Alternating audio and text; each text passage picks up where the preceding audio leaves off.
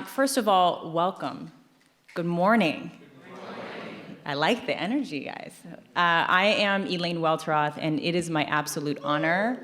Thank you. It is my absolute honor and privilege to be here with you all today and to welcome you into this space.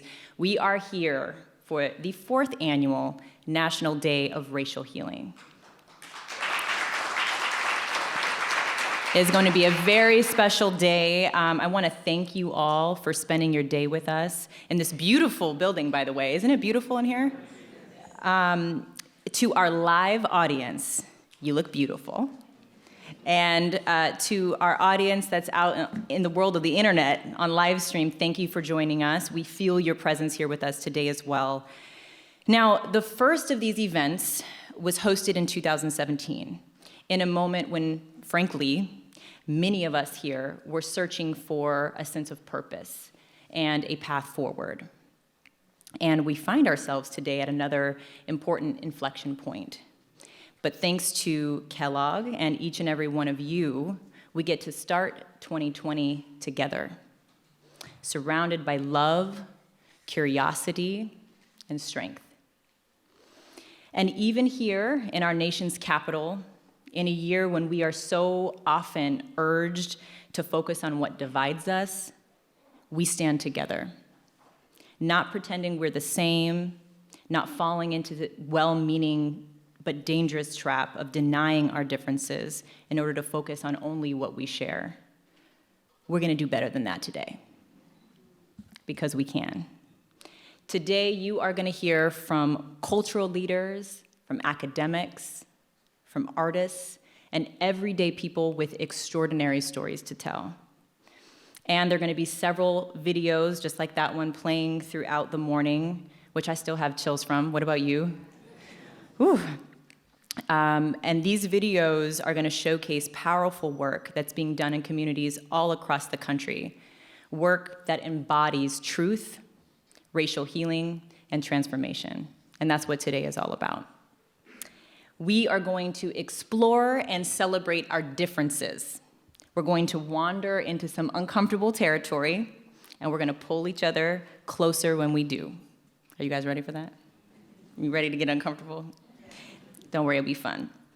And above all else, today, we're going to keep it real. Is that okay? All right. And as we do, let's all be sure to invite more people into the conversation as we heal by sharing your stories and your experiences, your questions, your answers on social media using the hashtag #HowWeHeal. Now, with all that said, and there's much more to come, the only thing left to do at this moment is to welcome the woman in charge, a brilliant sister with the vision that was required to bring this day to fruition. Everyone, please join me in giving a very warm welcome to WK Kellogg Foundation's President and CEO, June Montgomery Tabron.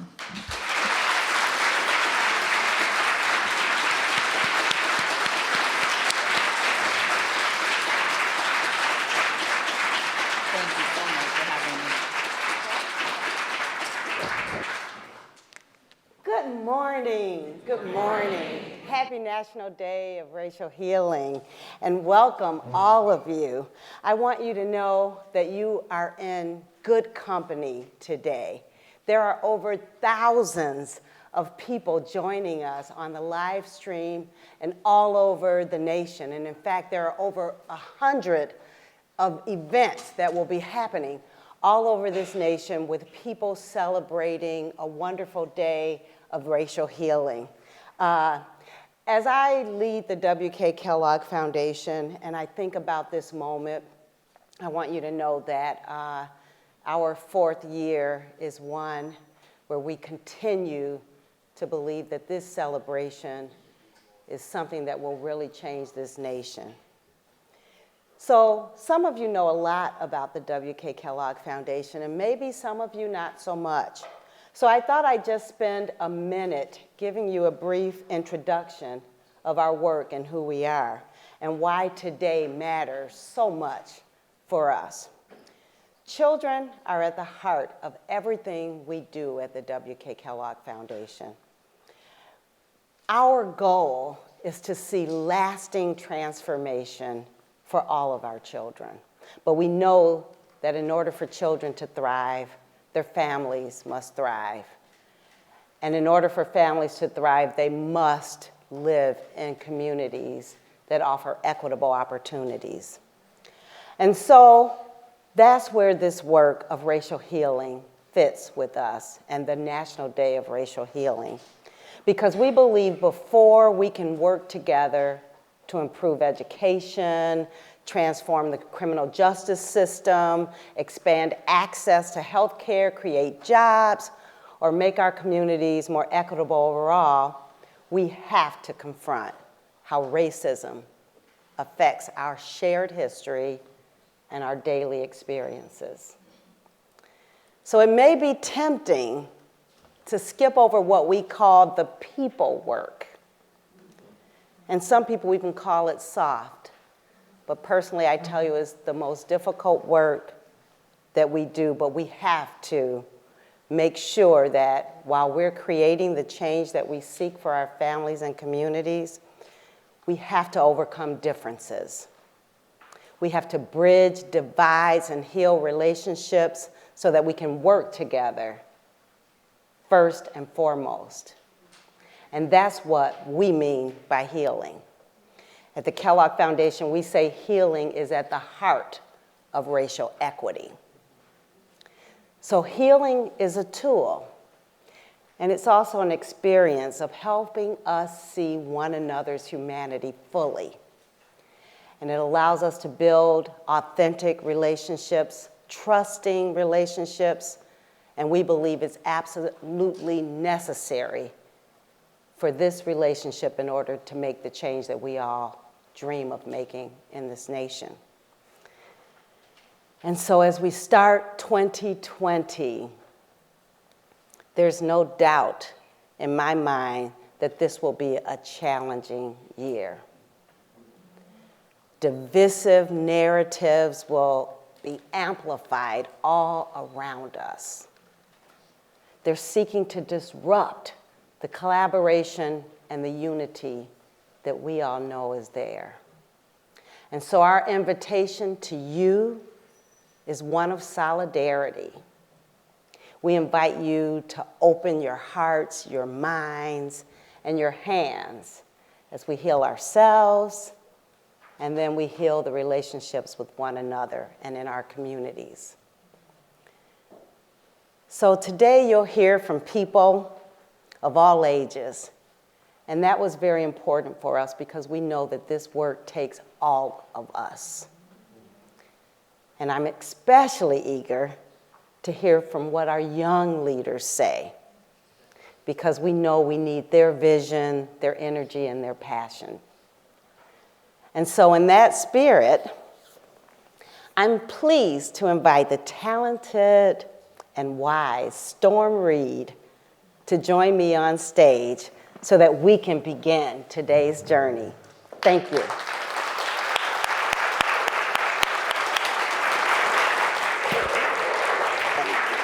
Oops. Sorry about that. It's okay. Hi, everybody. How are y'all doing? Good. I'm excited to be here. Thank you for having me and accepting me. Yes, and you look magnificent. Oh, thank you. I love that outfit. Thank you. Yes. Thank you, thank you. That's one thing we can learn from young people. A little fashion and style. Absolutely. So you all know her from her breakthrough performances in A Wrinkle in Time, When They See Us, HBO's Euphoria, and more. And I say true to her name, she's taken Hollywood by storm. Electric performances that defy her 16 years. Is it really 16? Yes, 16. Oh my gosh. So Storm has said that she feels she was put on this earth, not just to be an actress, but to tell stories and inspire people.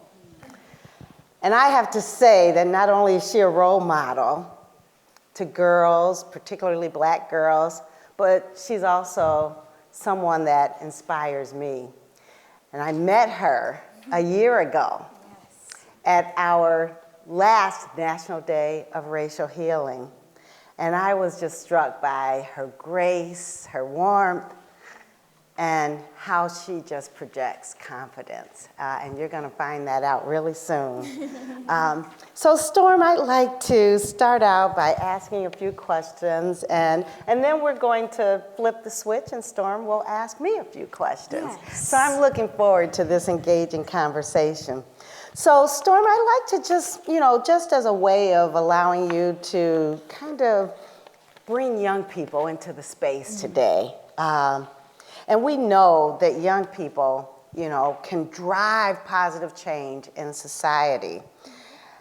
So how has race impacted your life as an artist, a student, or otherwise? How has that shown up for you? Yes. Well, it's hard to be a woman in this country and in the entertainment industry.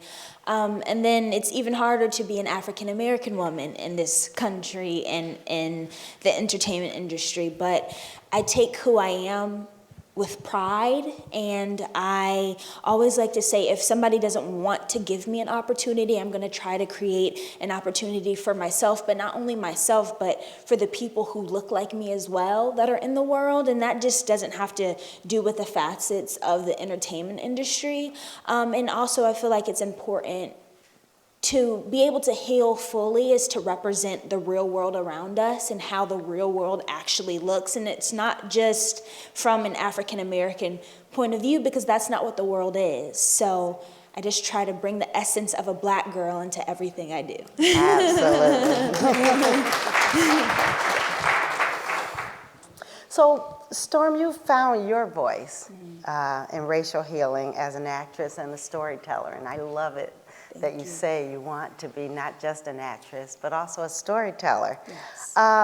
So what advice do you have for other young people who are searching for their voice in their communities? Yes, it can be hard because we are just young and it feels like we are pressured to grow up a little bit faster because our socio-political climate. But I feel like we're handling that very well, and I feel like equity work and civic engagement go hand in hand, and civic engagement is facilitating the integrity of life in communities through political and non-political revolutions. So you don't have to be an activist and you don't have to be a philanthropist. I don't like calling myself an activist. I use my art as a form of activism. So as long as you're getting out there and you realize that just because an issue is not affecting you, it doesn't mean it's not affecting other people, and you can make a change, then you'll be all right, and I'm rooting for you. All right. So where does all your wisdom come from? Where were your values laid? And, Yes. I've always been told that I'm an old soul, and I've always just wanted to help out and stand up for what I believe is right.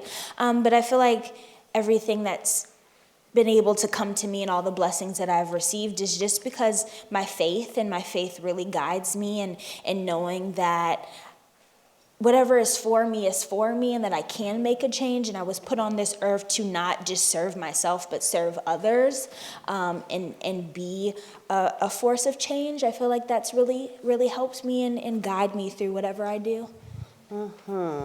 So I'm going to read a statement that you made, Storm, Yes. a year ago. At our last National Day of Racial Healing, Storm said, "I'm not saying we won't be outraged and upset about the racial injustices we face every day. We have every right to feel the way we do, but we can't neglect unconditional love. That's what I feel like is going to win at the end of the day.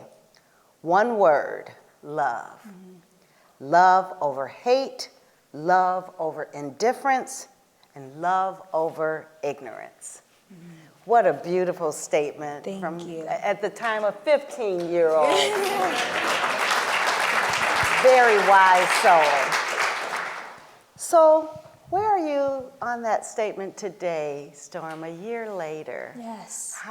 What's your reflection today? I still feel the same way. I feel like we won't be able to make a change without love. And in the conversation of racial healing, I feel like that's the first step, is acknowledging that, yes, marginalized people, and specifically Black and brown people, have been disproportionately penalized for countless years, and it still continues to happen. But conversations like this and safe spaces like this will be able to progress. But even with that being said, if we don't have the unconditional love for ourselves, then how are we going to be able to love the people around us? And the only way we can make change is the willingness to be uncomfortable. So I'm willing to be uncomfortable to make generations to come comfortable, and they won't have to go through the same things that we are going through at the time right now. How beautiful. Thank if you. we could all be so wise. I know you have a few questions for me as well, Storm. I'm going to turn it over to you. Yes, so thank you again for having me. You are so welcome. I admire the work that you and the Kellogg Foundation do for us, and it's my second year being here, and it's such an amazing opportunity. So I'm just going to get right into it because I know we have a little bit of time. So in your opening remarks, you said that racial healing is overcoming differences, bridging divides, and helping relationships. So how does the Kellogg Foundation define racial healing, and what do you think it can do for people and communities? Yes. And I'd like to say that, we've been on a healing journey at the W.K. Kellogg Foundation for decades. This isn't new work for us, but what we believe when we talk about healing is bringing people together to share their common humanity.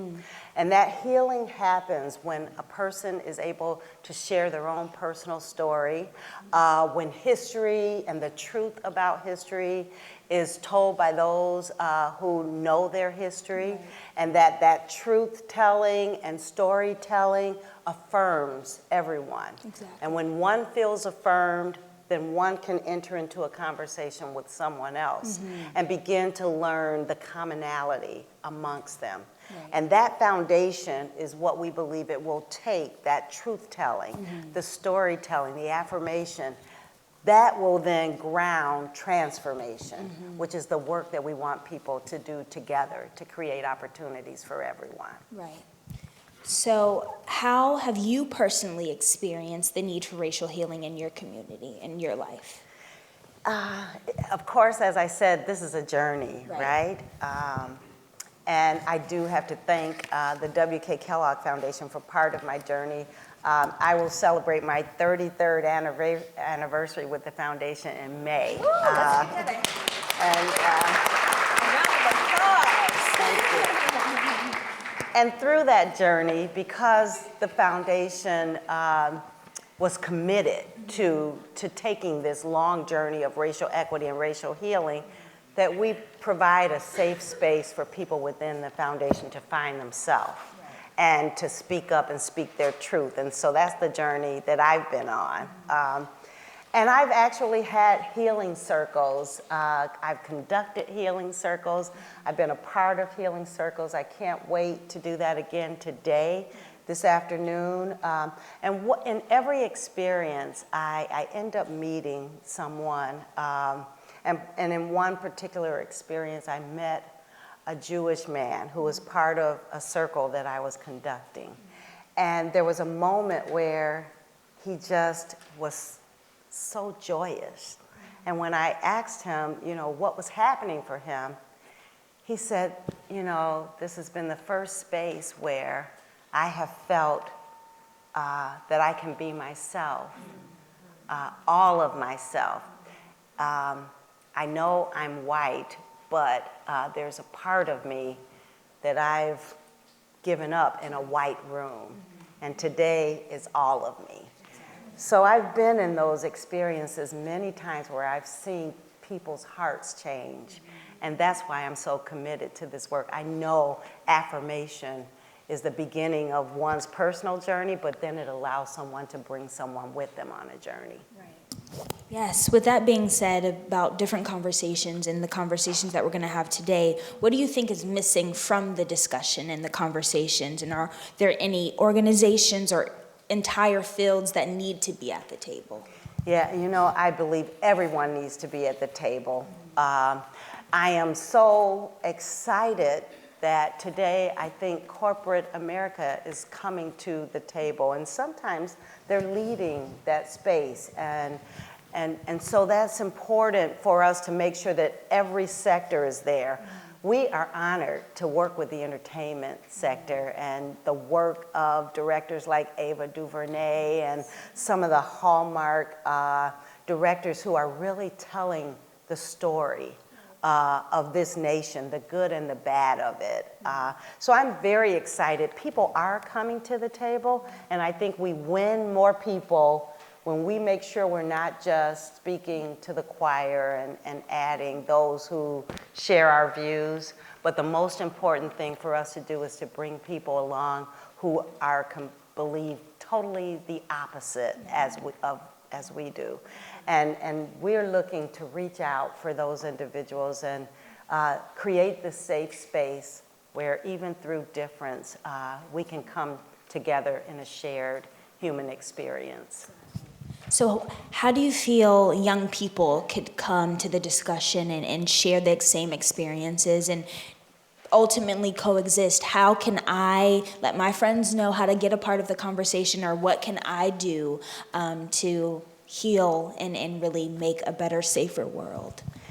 I think young people can be trailblazers in this work. You all get this much better than we do. And you come together naturally. Right. Through music, through dance, through your own personal experiences. I believe you are ahead of us in that regard. And what I would just encourage is continue to bring together people of different backgrounds and experience and have those really tough conversations, right? Mm-hmm. I think when I look at today's young people, and I haven't been to a rap concert lately, but I watch them on TV. But when I watch them on TV, there are people of all shades and colors, and they're all there together. Right. And conversations, I think, are flowing. It flows through the music, it flows through the dance. Let's just continue to have those conversations and bring all your friends together and just engage in dialogue. Right. People, with all the social media and the anonymity behind, the machine, let's just not lose the human experience. People coming together, talking with one another, right. Sharing stories, sharing lessons, and visioning together about the future for the next generation. And then take action. Right. Make it happen. Exactly. We can't just talk about it. Don't just talk about it. Let's get it done. You can have a healing circle in your own community. You can bring people together. You can say things that need to be said. And let's just bring people together. Unity and solidarity is what this country needs right now. Right. Yes. So the Kellogg Foundation gives grants to the groups that are working on racial healing in their community. So what are some things that the foundation have learned with teaming up with different organizations and just different people? We've learned a lot. The Kellogg Foundation is a grant-making organization. The people doing the work on the ground are our grantees. And they tell us a lot. Our grantees created the National Day of Racial Healing because they told us we need to heal. Right. Healing is critical for this journey that we're on to transform lives. And so everything we do, we learn from our grantee partners. We have what we call Truth Racial Healing and Transformation Communities. We call them our TRHT communities. They are meeting all over the nation, and they're learning a great deal. And one particular thing that I've learned from our people in Selma have told us, don't leave anyone out of this conversation. Everyone has to be a part of this journey. And so that's the work that we are supporting and continuing to make sure that everyone is a part of this conversation. And that's why this National Day of Racial Healing, following Martin Luther King's birthday, is a day that we will continue to support and honor, because it's taking the next step in Martin Luther King's dream. Right. It's taking that dream and it's moving it into action. Yes. Yeah. It's beautiful.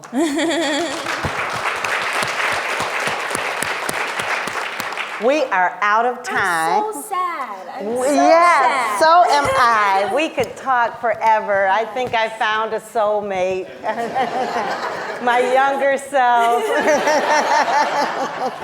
So I want to thank you all so much. Storm, thank you for being here today. Thank you for having. So much appreciate your wisdom. Thank you all. It's going to be a wonderful day today, and happy National Day of Racial Healing. Thank you. Thank you, guys.